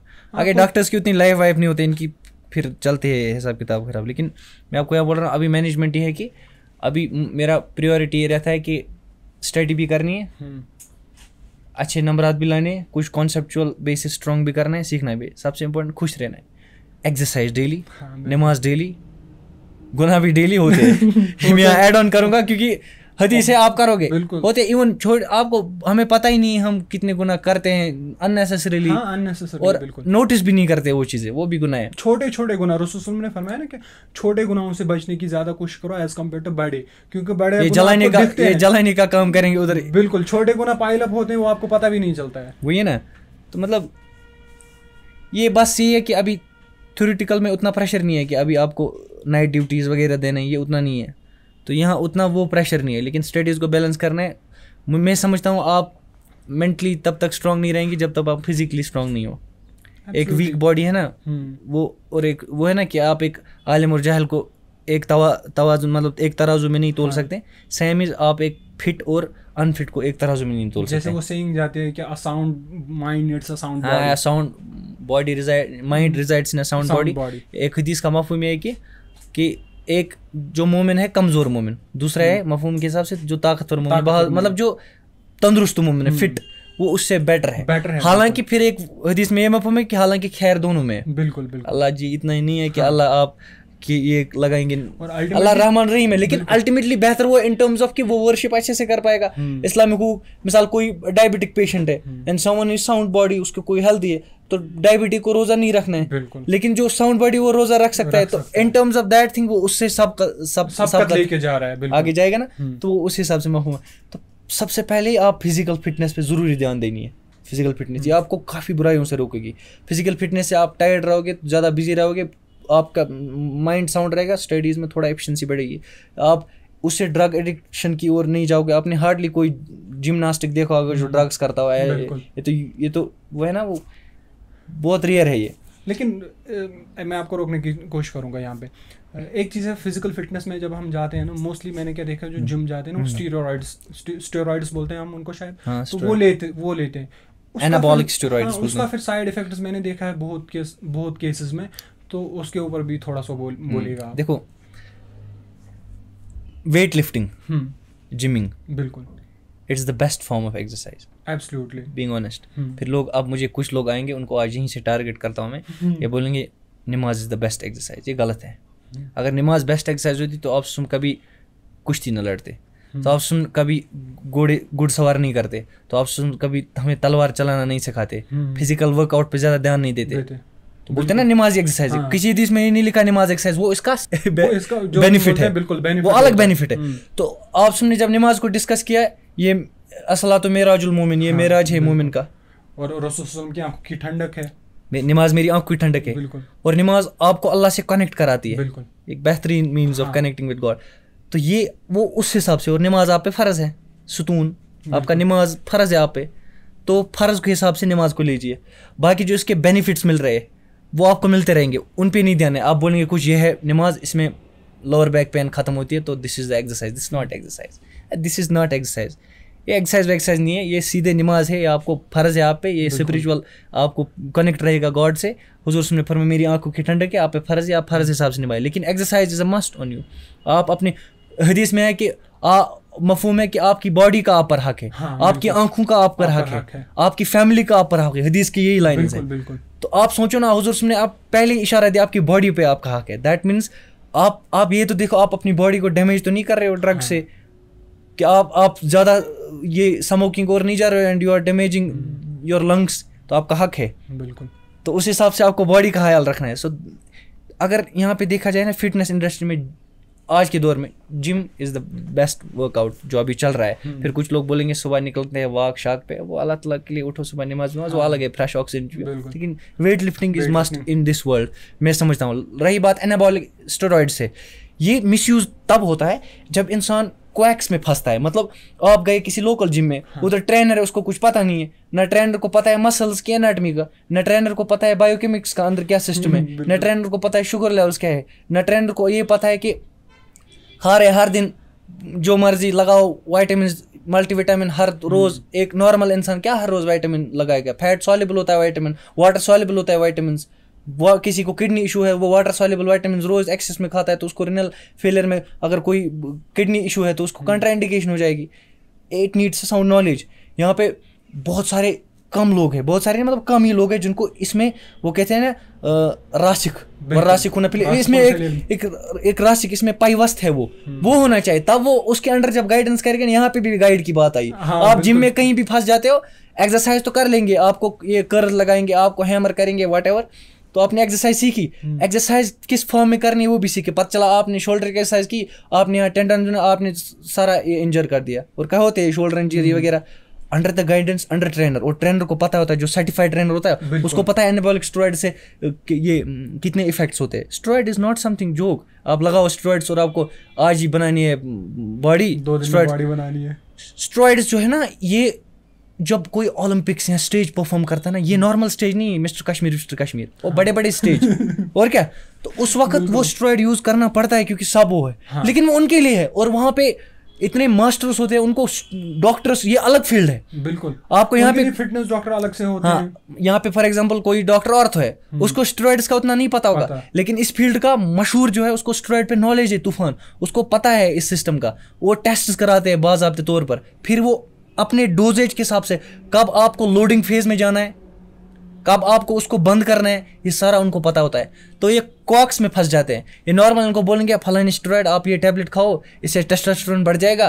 ऐसा वैसे नहीं होता है। टेस्टोस्टेरोन आजकल एड्स सबसे ज्यादा आते हैं, वो नहीं, ये सर्टिफाइड ट्रेनर्स के साथ आपको लिख कर लेना पड़ता है। आप कुछ भी खा रहे हो तो परहेज करे, लेकिन बाकी सारी चीज़ है। आप अगर ट्रेनर है वो आपको डाइट बोलेगा, आपको प्रोटीन ज़्यादा लेना है, आप अंडे खाओ, नेचुरल सोर्सेज से खाओ। फिर आप ज़्यादा से ज़्यादा अगर आप बेसिक डाइट कर रहे हो, फिर आप और अच्छी डाइट लेना चाहते हो, you can go for supplementation, well certified protein किसी को वो ले सकते हो, फिर बाकी चीज़। लेकिन आप एनाबॉलिक स्टेरॉइड पे तभी जाते हो जब आपके पास गाइडेंस नहीं हो। ये कॉक्स आपको पसंद देंगे, बोलेंगे ये टैबलेट है आपकी बाइसेप्स 19 इंच, ये ऐसा नहीं होता है, ये डोला बोला इससे नहीं, ऐसे सच बनता है, इसमें मेहनत लगती है। सो यहाँ पे भी गाइडेंस इज मस्ट। तो don't go for anabolic steroids, go for well certified trainers and hit the gym daily. Or gym is the best therapy in today's world, I believe it. बिल्कुल, मैंने पर्सनली भी ये चीज़ देखा है। और जब हम कॉलेजेस में थे तो जो मेंटल स्ट्रेस होता है ना, उसको सबसे बेहतरीन तरीका जो है स्ट्रेस आउट होने का वो यही है कि आप वेट लिफ्टिंग करो। जितनी स्वेटिंग करेंगे आप, उतना ज़्यादा आपका जो स्ट्रेस है वो स्ट्रेस लेवल कम हो मैं हमारे सामने कॉलेज के सामने अब जिम आ गया। मैं कभी इन दिनों में पिछली बार मैं गया, मेरा कोई प्लान व्लान थी, वो देख रहा है ये क्या कर रहा है। मैं इधर से ट्रेडमिल चला रहा हूँ, गया उधर लगा रहा हूँ मैं लैट पुल डाउन, कुछ भी बोल रहा है क्या है। मैं अभी ये जिम करनी आया, अभी थोड़ा टेंशन हो गया था, ये स्ट्रेस रिलीजिंग चल रहा है इधर, और कुछ नहीं है, और उससे स्ट्रेस रिलीज होता है लिटरली। बिल्कुल, एब्सोल्युटली। देखिए, मैं अपनी बात बोलूँगा, मेरे घर पे मैंने साइकिल लेके रखी है। तो जब भी मुझे मतलब ऐसा लगे ना कि थोड़ा स्ट्रेस आउट हो रहा हूँ, थोड़ा मेंटल प्रेशर बिल्डअप हो रहा है, साइकिल निकालो। इवन उसमें ब्रेक्स काम है, साइकिल निकालो एट द मतलब जो मेरी सबसे फास्टेस्ट स्पीड है उस स्पीड पे उसको चलाओ, और विद इन 5 to 10 मिनट्स मैं जब खुद को फिर देखता हूँ इतना रिलैक्सड फील होता है मुझे, आप पूछिए मत। वो मैंने इसीलिए रखा है। साइकिल फास्ट स्पीड पे चलाते आप? बिल्कुल। साइकिल कौन सी है? साइकिल है वो विदाउट गियर से, लेकिन फास्ट स्पीड पे चलाता हूँ। चैन है उसमें? चैन होनी चाहिए साइकिल में, पतला चैन गिर गई फिर मुश्किल होता है फिर। मैंने फिर खुद से एक चैलेंज भी लिया था। मतलब मैं 15 मिनट्स में खुडवनी से अनंतनाग गया साइकिल पे। विद इन 15 मिनट्स मैंने यहाँ से खुडवनी से जंगलात मंडी की खनबल खनबल तो नजदीक है, कदम सो खनबल से लेके मतलब कंप्लीट यहाँ तक जो लाल चौक शाही बेकर से शाही बेकर तक कंप्लीट वहाँ तक गया मैं 15 मिनट्स में। तो यही चीज़ यही है कि हाँ, स्ट्रेस को बाहर निकालने की फिजिकल वर्कआउट जो आपने बोला, दिस मोस्ट अमेजिंग थिंग, जिसकी वजह से आप मेंटली फिट रह सकते हो और अपने स्ट्रेस लेवल को डिक्रीज कर सकते हो। देखिए, अब मुझे आप ये बताइए, अभी तो हमारा मेंटल फिजिकल हेल्थ हो गया सारा, एकेडमिक्स भी आपने डिफाइन कर दिया अच्छी तरीके से। अब मुझे आप ये बताइए, जो आप कर रहे हैं ना पर्सनल लाइफ से, पर्सनल एक्सपीरियंस से मुझे आप बताइए कि content creation, academics, physical health और मेंटल हेल्थ, ये चीज़ें आप खुद के लिए कैसे मैनेज कर रहे हैं? एकेडमिक्स तो भाई जो कॉलेज में बोला जा रहा है वो करना है आपको। टेस्ट देने, एग्जाम देने है, वट एवर, तो वो करना है। रोज पढ़ना है आपको, वीडियो लेक्चर्स देखने, क्लास अटेंड करनी है, 75% अटेंडेंस रखनी है। उतना तो रखते नहीं है, फिर भी बस अपना एक सिस्टम होता है, तो कॉलेज के मातहत पढ़ना पड़ता है। ठीक, वो हो गया, वो हो गया एकेडमिक्स। मेंटल ये है कि हम कुछ भी करें लेकिन हम नमाज को नहीं छोड़ते। कॉलेज में हमारा अल्हम्दुलिल्लाह ये सिस्टम भी है, वो एक दूसरे को बुलाते हैं नमाज पे, ज़बरदस्त पे नहीं, इस पे आप स्ट्रिक्ट रहो। तो नमाज स्पिरिचुअल, फिजिकल, वहाँ पे जिम भी है, तो जिम कुछ भी हो जाए हम एक्सरसाइज रोज़ करते हैं। अगर जिम मिस हो जाए तो फिर भी वर्कआउट करते ही करते हैं, या वहाँ पे बैठ के कुछ ना कुछ वर्कआउट इज़ मस्ट। हो गया ये। रही बात फिर सोशल वेलबींग है, इंटरेक्शन करो लोगों से, बड़ों से बातें करो, उससे भी रिलीज़ होता है इंसान। मैं हर जगह किसी न किसी से कोई ना कोई बात सीखता ही रहता हूँ। कुछ बड़ों से मैं काइंड ऑफ ज़्यादा सोशल हूँ इन टर्म्स ऑफ कि I can talk to anyone, चाहे वो किसी एज ग्रुप का भी हो। बच्चे के साथ बच्चा बन सकता हूँ, बड़े के साथ बड़ा बन सकता हूँ, बूढ़े के साथ एक तरह से वो बूढ़ों पे शफकत, बच्चों पे रहम, ऐसा माहौल रखो। तो उस तरीके से बैलेंस होता है। और सबसे इम्पोर्टेंट बात, ज़्यादा स्ट्रेस नहीं लेने का। हाँ, होगा देखा जाएगा, बिल्कुल, जो भी होगा देखा जाएगा। वो मैंने ये बोलना आसान है, लेकिन इस पे ये है कि मैंने फिर मैं बोलता हूँ कि मारनस्तान जिंद रोजन, ये मैंने अपने भाई को बोला, वो बोला ये मोटिवेशनल लाइन है, मारनस्तान जिंद रोजन फटन कल लास्ट तक, जब सब बर्बाद हो जाए, तबाह बर्बाद, अल्टीमेटली क्या हो जाएंगे, आप मर जाएंगे बस। वो तो नॉर्मल भी मरता है, फिर लास्ट पे आप भी मर जाएंगे। मरने के बाद कोई किसी का ना सोचेगा, ना कुछ, कहानी ठप हो जाएगी, क्लोज। तो लास्ट पे मौत आएगी, ना आपको कोई जानता था, जैसे कि आप आए ही कभी नहीं थे। तो ये रियलिटी। बिल्कुल, इस पे मैंने भी एक ये लाइन पर सुनी थी एक उस्ताद से कि क्या घबराना कि क्या होगा क्या नहीं होगा, जो होगा देखा जाएगा, जो होगा देखा जाएगा। बिल्कुल। तो जब हम इस मेंटालिटी से आगे निकलते हैं तो फिर हमारे लिए रास्ते भी खुद खुल जाते हैं। और वो बोलते हैं ना कि जब आप वेट करोगे रास्ते का कि रास्ता कब मिलेगा, तब आप चलना शुरू करोगे, तो आप ज़िंदगी भर वहीं पे खड़े रहोगे और आपको रास्ता नहीं मिलेगा। लेकिन जैसे ही आप चलना स्टार्ट कर देंगे, रास्ता खुद बनना स्टार्ट हो जाएगा। तो ओबसली ये चीज़ बहुत अच्छी लगी मुझे इसमें कि यही चीज़ हमें करनी है, इसी मेंटालिटी के साथ हमें आगे जाना है।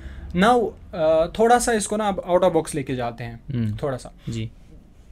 अब आप मुझे ये बताइए कि आप जो है ना, जो कंटेंट क्रिएशन में है आप, तो आपकी मैसेज जो होते, आप जो कंटेंट क्रिएट करते हैं वो तो एंटरटेनिंग होता है, लेकिन जो दिमाग वाला बंदा होगा उसके लिए उसमें नसीहत होती है। तो इसका थोड़ा बैकग्राउंड बताइए कि जी इसका ये बैकग्राउंड है। Initially I used to upload reels and videos on Facebook, which was mainly on guiding students okay NEET के दौरान पे, हाउ आप ये बायोलॉजी में गलती करते हैं तो व्यूज़ कम है, मैक्सिमम का भी 10,000 चाहते थे। Then abruptly changed a pattern, मैंने जोक्स लगाए, हंसी मजाक का कंटेंट, तो रील्स वायरल हो गई, उसमें 3 लाख व्यूज़ आ रहे हैं। मुझे समझ में नहीं आ रहा है क्या हो रहा है। फिर मैंने उसी को लिया कि कुछ ऐसा किया जाए कि बिहाइंड द सीन मैसेज एक रखी जाए, लेकिन इसको प्रेजेंट किया जाए इन टर्म्स ऑफ जोक। बिल्कुल। कल मैंने हनी सिंह वाली वो रील भी बनाई, उसको मैंने प्रेजेंट जोक पे किया, लेकिन बिहाइंड द सीन मैसेज है कि आप देखो, आप माँ की गाली निकाल रहे हैं और बोल रहे हैं हम मिलियनेयर है, ये कैसा, दिमाग तो लगाओ। या मैंने पिछली बार मैंने एक चीज़ बताया था, उसमें बिहाइंड द सीन किसको मैसेज ही नहीं समझ में नहीं आया। वो बोल रहे अब लोग हदीस बयान कर रहे हैं कि सुबह खैर है वक्त में। अरे भाई मैंने वही तो बनाया था कि आप उठ रहे हो सुबह, उठ के आप डायरेक्टली दिमाग ख़राब करोगे इन बुक से, माइक्रोबायोलॉजी, उसमें ये नहीं पता करना क्या। तो आप सोचना करना क्या, करना ये है कि अल्लाह ताला ने बोला है उठो सुबह, सबसे पहले आप सुबह अपना start the day with recitation, और क्या बेटर हो सकता है इससे। Then go on to your work, जो आपका चल रहा है सिस्टम। तो बिहाइंड द सीन ये मैसेज थी, लेकिन उसको नेगेटिव इम्पल्स में लिया इन्होंने कि उठो फिर सुबह पढ़ना नहीं। अरे सुबह पढ़ना नहीं है, डायरेक्टली इन बुक्स को नहीं देखना। आप उठे सुबह, आप सुबह उठो, मुझे बस एक दुनिया का बंदा दिखाओ, एक भी कोई साइकोलॉजिस्ट जो मुझे इतना बताए कि आप सुबह उठो डायरेक्टली बुक्स पे जाओ। कोई दुनिया का बंदा नहीं। ओ भाई ब्रेन को अडाप्ट होने दो ना, सुबह जाओ। तभी तो अल्लाह ने जब सुबह का स्टार्ट ही नमाज से रखा है ना। थोड़ा वर्कआउट करें, आपकी जो वो स्ट्रेचिंग, तभी उठते हैं ना सुबह, स्ट्रेचिंग एक्सरसाइज करते हैं, ठीक है। रसूल सल्लल्लाहु ने भी फरमाया कि जब आप उठे तो डायरेक्टली बाहर ना निकले बिस्तर से, और उनकी भी खुद आदत मुबारक होती थी, बिस्तर पे ही वो पहले मिसवाक भी ले लेते थे, और बोला कि अच्छे तरीके से आंखों का इस तरह से क्योंकि क्या होगा कि आप अच्छे से एक स्टेज से आप दूसरे स्टेज में बाहर आ रहे हैं, तो ट्रांजिशन होगा वो बहुत अच्छे से होना चाहिए। अब्रप्ट ट्रांजिशन नहीं होना चाहिए कि आपके दिमाग को समझ ही नहीं आया है कि मैं कहाँ जा रहा हूँ। एग्जैक्टली वो मिनट 2-5 मिनट्स में भी नहीं होगा। मतलब आप उठे, ये स्लीप का स्टेज होता है, REM sleep, non REM sleep, 4 stage होते हैं। फिर आप वो ब्रेक करते हैं, उसके बाद उठो, आपने वुज़ू बनाया, आपने नमाज पढ़ी, तो आप एक तरीके से बॉडी आपकी काइंड ऑफ रिलैक्स हो गई। तो आप उठें, उसके बाद आपने फॉर एग्जांपल आपने तिलावत कलामुल्लाह से स्टार्ट किया, you send salutations and prophet. The best thing is to start your day with recitation, and sometimes I fail to do so, but sometimes I do so, and the day I do these things is the day I am blessed with. उसमें blessings आती है, उसमें पता नहीं अच्छा feel होता है, and you feel it. फिर आप स्टार्ट करें, आपका 9 AM क्लास स्टार्ट होता है, वो फिर आप वो पढ़ना है, microbiology, pathology, whatever. But mainly ये है कि सुबह स्टार्ट किससे किया जा रहा है। या तो आप सुबह उठ रहे हो सवेरे, हम तो we fail to do so, but हम ट्राई करें कि उठो सुबह। तो ये बात है, फिर उस हिसाब से वो बैलेंस किया जाता है। आपके कंटेंट में एक चीज़ मैं खास कर देखता हूँ, तो उसी कॉन्टेक्स्ट के हिसाब से मैं और एक चीज़ पूछना चाहूँगा। ये जो स्क्रीनोलॉजी हम सुबह उठ के ही ले लेते हैं ना हाथ में, इसके ऊपर थोड़ा सा बताइए। स्क्रीनोलॉजी, ये लॉजी मुझे आदत हो गया है, तो लॉजी लोग काफ़ी पसंद कर रहे हैं लॉजी। बिल्कुल। या मेरा डायलॉग ये मशतरीक, वो स्क्रीन सुबह उठना, मतलब अब ये ऐसा नहीं कि मैं नहीं हूँ इससे दूर, हर कोई एक नॉर्म सा बन गया। ये नॉर्म्स है, ये आपके तकिए तले होता है फ़ोन साइड में, मतलब इट्स वेरी हार्ड। मतलब मैं समझता हूँ जब तक मैं उसको खुद इतना ओवरकम नहीं कर पाऊँ, लेकिन मैं इतना ज़्यादा नहीं कर रहा हूँ। बस देखा सुबह उठा, लेकिन ज़्यादा इससे सुबह डायरेक्टली बिस्तर में ही टच नहीं करता हूँ एज पर्सनल, लेकिन इससे कम्प्लीटली अवॉइड करना है, ये मेरे हिसाब से इट नीड्स लॉट्स वर्क में। इसमें कोई एक्स्ट्रा मोटिवेशन की ज़रूरत है to understand the side effects of blue light. Blue light बहुत मुज़र कुन हो सकती है, आंखों की रोशनी पे इफेक्ट पड़ता है। आज तभी बोलते हैं कि आप अगर आप ज़्यादा स्क्रीन टाइम है तो वो फ़िल्टर यूज़ करें जो एंटी ब्लू लाइट होती है, यूवी प्रोटेक्टर वगैरह लगाओ आप, तो काफ़ी हद तक उससे बचा जा सकता है। लेकिन अगर आप कंप्लीटली अवॉइड नहीं कर रहे हो तो फिर ये करो कि आप यूज़ क्या कर रहे हो, लेंसेज वगैरह। लेकिन सुबह उठ के डायरेक्ट यूज़ करना इट्स नॉट यूज़फुल, बट कि हार्मफुल है, तो डायरेक्ट मत करें, ये बोला जा सकता है। देखिए आप मेडिकल फील्ड से हैं माशाल्लाह जी, तो आप ज़्यादा मतलब मुझे लग रहा है कि आप परफेक्ट है इसके लिए, इस क्वेश्चन को आंसर करने के लिए। वो ये चीज़ है कि सुबह जब हम उठते हैं ना, तो इसका जो इफ़ेक्ट होता है, यानी कि आप डायरेक्टली उठे और आपने एवोल्यूशन किया, उसके बाद थोड़ा बहुत जब आप गए, फिर उसके बाद नमाज पढ़ी आपने, नमाज के बाद आपने रिसाइटेशन की, उसके कंपैरिजन में डायरेक्टली हमने फ़ोन हाथ में ले लिया, हेल्थ के एस्पेक्ट्स के रिलेटेड इसका कितना ज़्यादा वो होता है? इसका एकदम से बुरा असर पड़ेगा ओबियसली, पहले उसको ब्रेन पे ही पड़ेगा, क्योंकि आप देखो कुछ चीज़ें होती है सबकॉन्शियस माइंड में चलती रहती है। बिल्कुल। सो द थिंग जिस पे आप ज़्यादा टाइम स्पेंड कर रहे हो, या जो सबसे पहले आपका एकदम आपका दिमाग भी सोया था, आप एकदम काम स्टेज में थे। अब the first thing you start your day with, अगर आप रील से फॉर एग्जांपल देख रहे हो, तो ये इसका एक मेंटल इफेक्ट भी है, साइकोलॉजिकल का इफेक्ट भी है। कि आपने फॉर एग्जांपल सुबह ही कुछ अनाप शनाप रील देख ली, तो आपने स्टार्ट इस चीज़ से किया, तो पूरे दिन पे उसका इफेक्ट रहता ही रहता है। ओबियसली बिहाइंड द सीन में ये रहता है, मेंटल ये इफेक्ट रहता है। आप सबसे पहले इसमें क्या कर रहे हो, इसमें 2 चीज़ें आप कर रहे हो, मतलब इफेक्ट, आंखें और दिल। वरना आंखें दिल का दरवाज़ा है, बिल्कुल ये एग्जैक्ट सच में है। तो सुबह जो देख रहे हो वो दिल पे, उस पर असर है। यहाँ आपने कोई सुबह कोई ज़्यादा सैड रील या कुछ देख ली, तो उस पर असर, कुछ लोग हार्ट के हिसाब से कमज़ोर होते हैं सच में, तो उस हिसाब से आपके दिल पे भी एक असर पड़ सकता है, आपकी आंखों पे असर पड़ सकता है।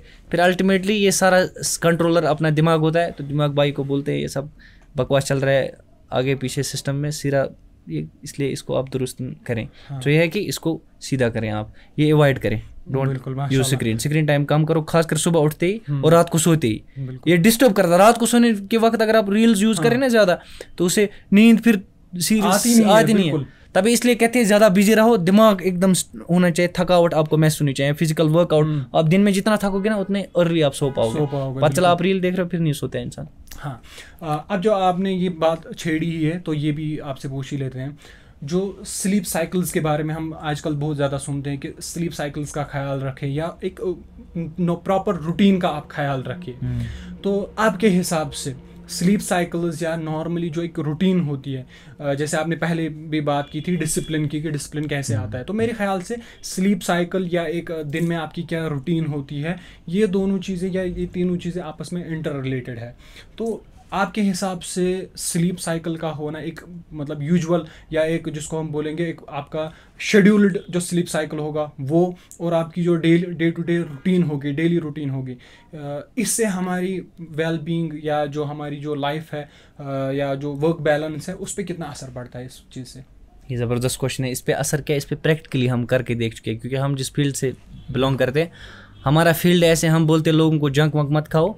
अल्टीमेट डॉक्टर उनको बेचारों को मिलता ही कुछ नहीं, उधर जो मिलता है ज़्यादा ही फास्ट फूड ही मिलता है, रेडीमेड जल्दी जल्दी खाना पड़ता है। डॉक्टर हम आपको बोलते हैं आप नींद ज़्यादा करो, लेकिन हमारा फील्ड ही ऐसा है जिसमें नींद आपको बहुत कम लेनी होती है। बेचारे इंटर्न्स, बेचारे डॉक्टर जो नाइट ड्यूटीज़ हैं, उनका कमाल है, अचानक अभी सो गए, मतलब ये आपने सोचा पेशेंट कोई नॉर्मलाइज किया है सबको, अब सो गए, इमरजेंसी उठो, तो ये ब्रेकअप उनका होता है, स्लीप ब्रेकअप उनका छोड़ दो बेचारों का। लेकिन एज अ नोन पर्सन इस बारे में यह है कि स्लीप हमारा अल्लाह ताला ने एक बायोलॉजिकल क्लॉक रखा तो होता है, सर्काडियन रिदम चलता है अपना 24, तो वो इफ़ेक्ट करता है बहुत सारी चीज़ों को, even the pigmentation, skin, melatonin वगैरह, मेलानिन सिस्टम, ये सारे इंटरकनेक्टेड होते हैं। आप एक काम करेंगे, आप रात को एक काम करो, आप सो लेट, तो it's for sure you won't wake up early. Absolutely, कहाँ। और उसके बाद मैं एक प्रैक्टिकल टिप बताऊंगा, अगर 3 बजे हम सोए ना, तो इट्स हार्डली पॉसिबल कि हम 8 बजे उठें, बल्कि वो 11-12 तक जाता है। उसके बाद वो आलस पूरे दिन रहती है। Sleep time does not matter, it's the quality of sleep that matters. Exactly.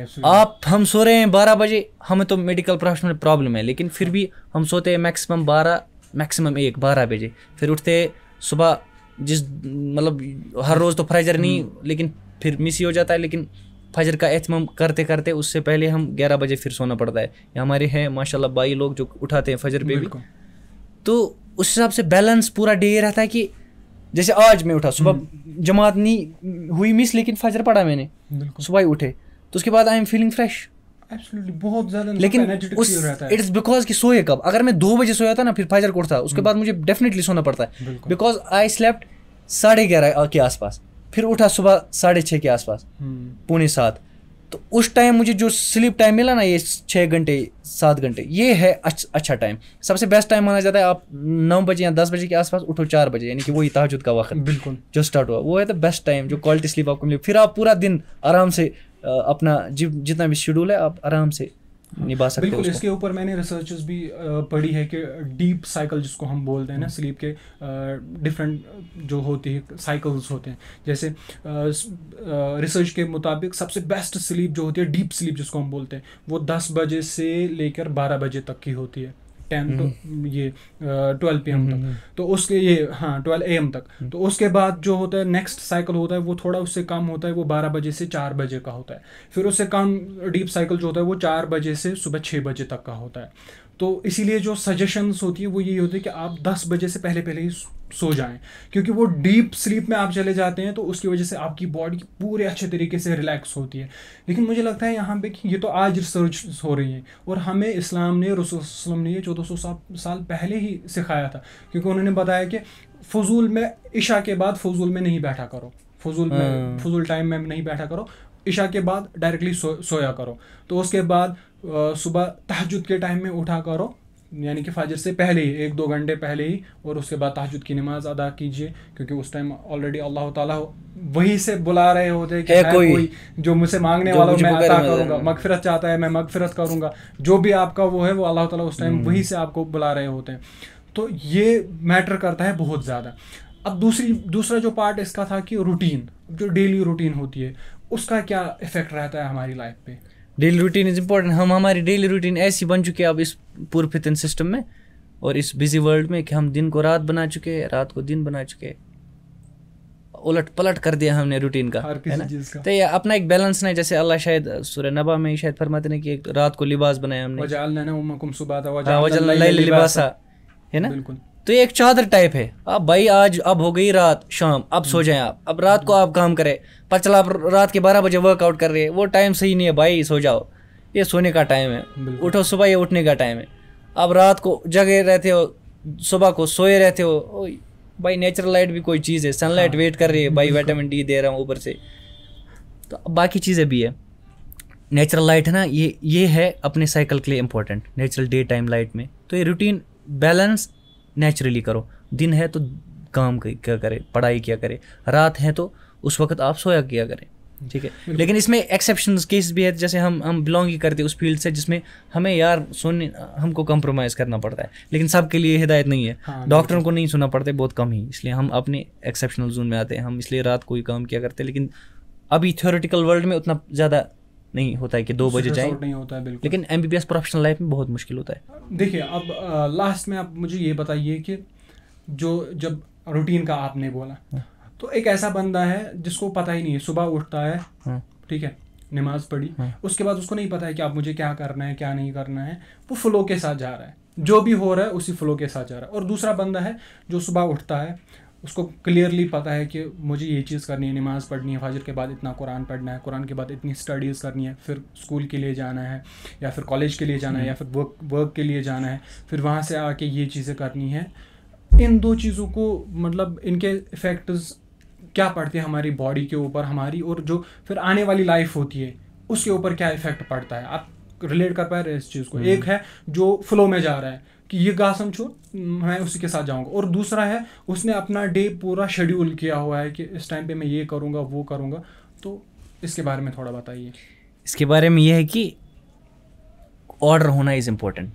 अल्लाह ने जब नमाज भी फ़र्ज़ की ना, तो एक साथ 5 नहीं फ़र्ज़ किया, इन्ना सलात कानत अलल मोमिनीन किताबन मौक़ूता, आपने अपने मौक़ूत वक्त पे फ़र्ज़ किया, मुक़र्रर वक्त पे, है ना, अपने। तो ऑर्डर एक रखा है कि फजर है, ज़ोहर है, असर है, मगरिब है, इशा है। बिल्कुल ऐसे जिस बंदे की लाइफ में ऑर्डर होगा, उठना है, ब्रेकफास्ट करना है, फिर पढ़ना है, कॉलेज जाना है, स्कूल आना, उसकी एक लाइफ ऑर्डर में चलती है।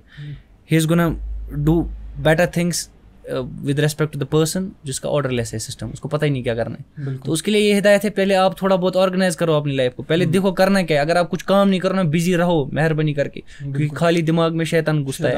हाँ, दूसरा भाई शैतान होता है साथ। तो ये है कि आपने भाई अपने फ्री टाइम को देखना है कि हमें इन्वेस्ट कहाँ करना है। इसको पता चला आप बैठे हो, तो ओबियसली आज के पुराने ज़माने में तो ओबियसली बंदा पागल हो जाता अगर वो कुछ नहीं करता, एक जगह बैठता, वो समझ में नहीं आता उसको। आज एक जगह पे बैठो, आप कहीं कोने पे भी हो, you can spend time, phone है, 5G है, चलाओ रियल दुनिया में मूवीज़ देखो, कहानी बदल जाएगी, आप सोओगे भी उधर, उठोगे भी उधर। तो organize your life, organization is important. यह है ना कि आप ऑर्गेनाइज ऑर्डर बनाओ फॉर्मेट में, बिल्कुल, और आपके सक्सेस होने के चांसेस इंक्रीज हो जाते हैं। हाँ, और आप बैलेंस में रखो अपने हिसाब किताब को, ये नहीं कि आप कुछ भी कर रहे हो। यहाँ पे एक हदीस में बयान करूँगा इसी रिलेटेड कि आप ऑर्डर में फॉर्म करें, कि सही बुखारी में शायद हदीस है, हाँ सही बुखारी में, कि 3 शायद 3 men came to the prophet's wives, उम्महातुल मोमिनीन के पास आप 3 आदमी आए, उनने आपसे पूछा अबाउट द प्रॉफिट्स वर्शिप, आप ससम की इबादत के बारे में पूछा। तो जब उन्होंने ये सीखा कि प्रॉफिट ससम का एक बैलेंस सिस्टम होता है between his worship, family, time and rest, they found it insufficient.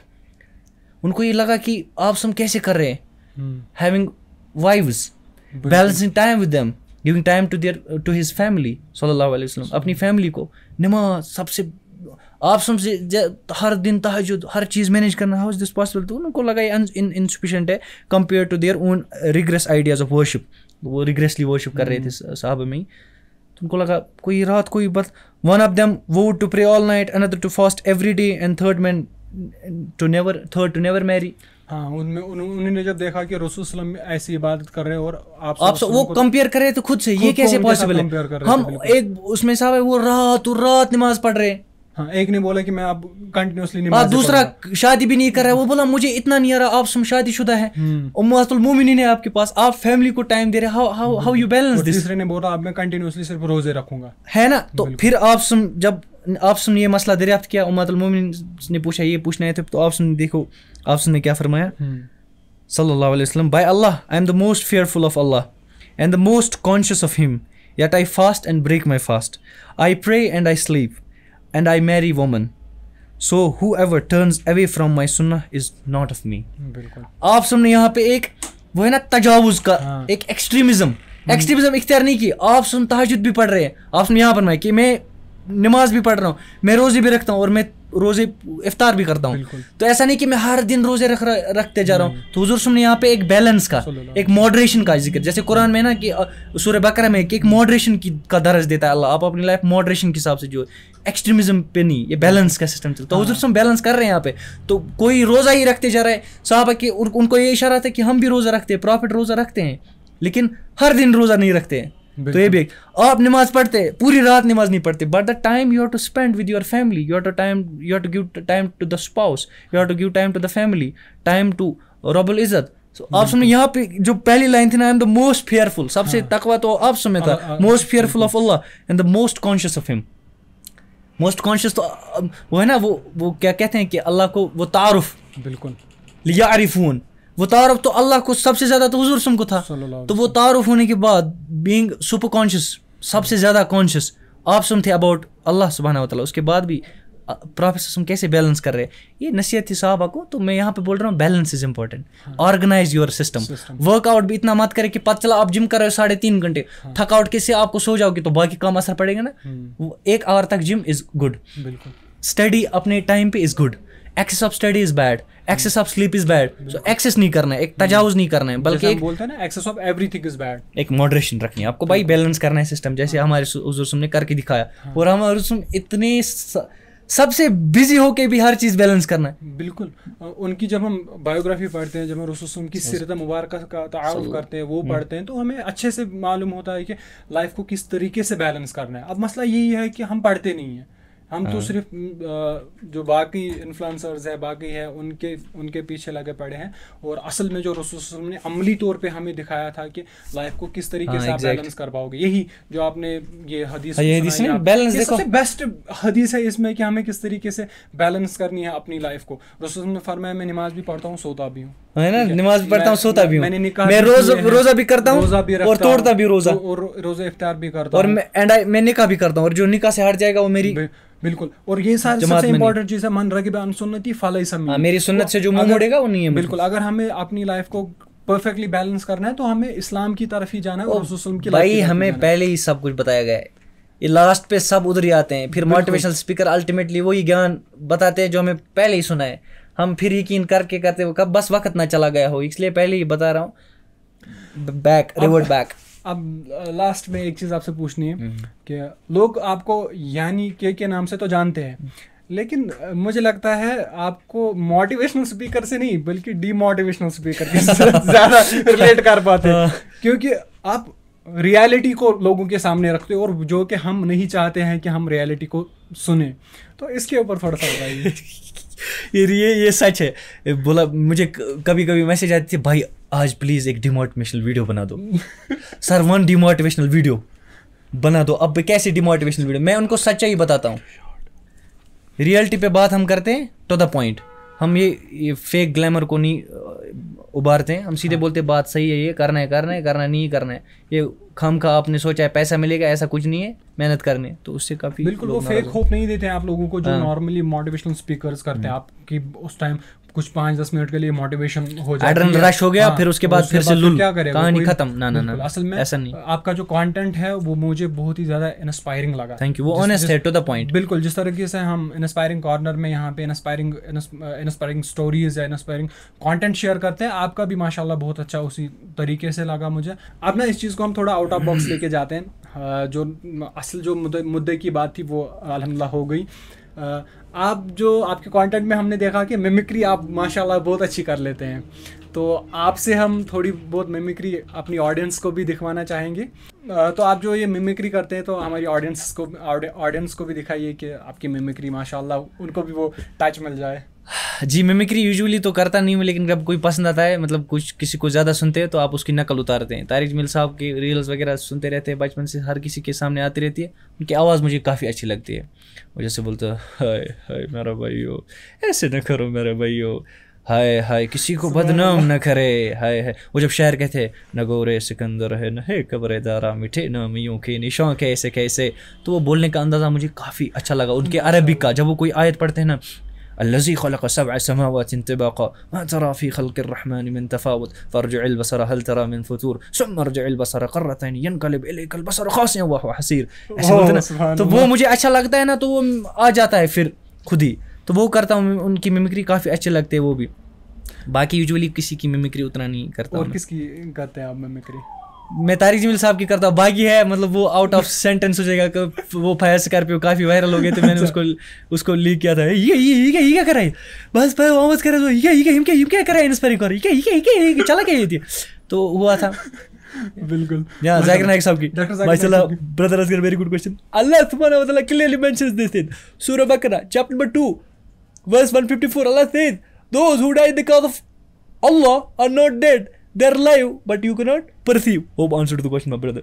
तो ऐसे बोलते, तो वो उनका भी होता है, लेकिन मैं ज़्यादा इसको नहीं देता हूँ, और मैं इनकी तरफ ज़्यादा नहीं देता हूँ ध्यान, लेकिन मुझे जो अच्छा लगता है वो उसकी कर लेता हूँ मैं, अगर कभी कभी। अभी फिलहाल मुझे तारिक जमील साहब की मिमिक्री मैंने सीखी। बिल्कुल, यहाँ पे आप मुझे एक चीज़ बताइए, देखिए आप कंटेंट क्रिएशन में हैं, आप मिमिक्री भी करते हैं और आपका लोगों पे इन्फ्लुएंस भी है, क्योंकि मैंने आपकी फॉलोइंग देखी है, चाहे फेसबुक पे हो, यूट्यूब पे हो या इंस्टा पे हो, अल्हम्दुलिल्लाह मैं आपको फॉलो भी करता हूँ वहाँ पे।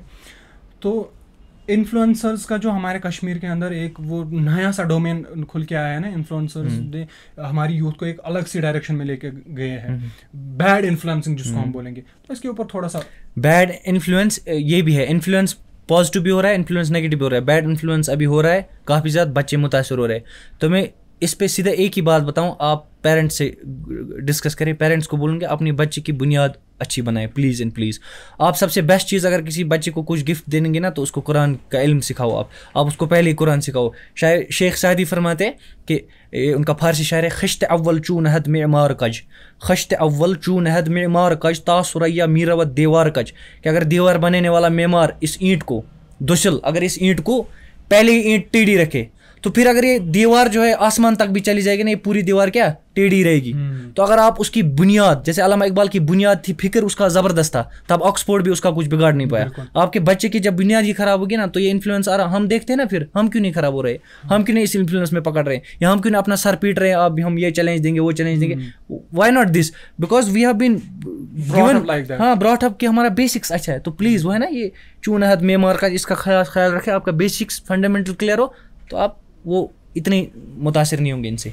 ऑडियंस से जो हमारा क्वेश्चन, जो ऑडियंस ने हमें क्वेश्चन दिया है, जो कि मुझे लगता है एक ऐसा क्वेश्चन है जो सम अप करेगा हमारे आज का जो टॉपिक था, उसको सम अप करेगा और सबको एक आइडिया देगा कि एक्चुअल में हम क्या कहना चाहते थे। जी। तो क्वेश्चन ये है कि कभी कभार क्या होता है, हम जब लाइफ को इम्पॉर्टेंस देना स्टार्ट करते हैं तो हम वर्क में लैग बिहाइंड कर लेते हैं या स्टडीज़ में लैग हो जाते हैं, और अगर कभी कभार स्टडीज़ या अपनी वर्क को हम इम्पोर्टेंस देना शुरू कर देते हैं तो हम लाइफ में पीछे रह जाते हैं। तो इन दोनों को बैलेंस कैसे करना है, इसका आप थोड़ा वो कॉन्टेक्स्ट दे दीजिए कि इन दो चीज़ों को किस तरीके से, ना तो हमारी लाइफ भी डिस्टर्ब हो, ना तो हमारा वर्क भी डिस्टर्ब हो, जो कि हमारे आज के पॉडकास्ट का जो कॉन्टेक्स्ट भी यही था कि वर्क लाइफ बैलेंस किस तरीके से की जाए, ओवरऑल लाइफ को बैलेंस कैसे किया जाए। तो हमारे ऑडियंस का भी यही क्वेश्चन है कि हमें बताइए, हर कोई तो बोलता है कि हमें वर्क लाइफ बैलेंस करनी है, लेकिन कोई ये नहीं बताता है कि वर्क और लाइफ को बैलेंस कैसे करें।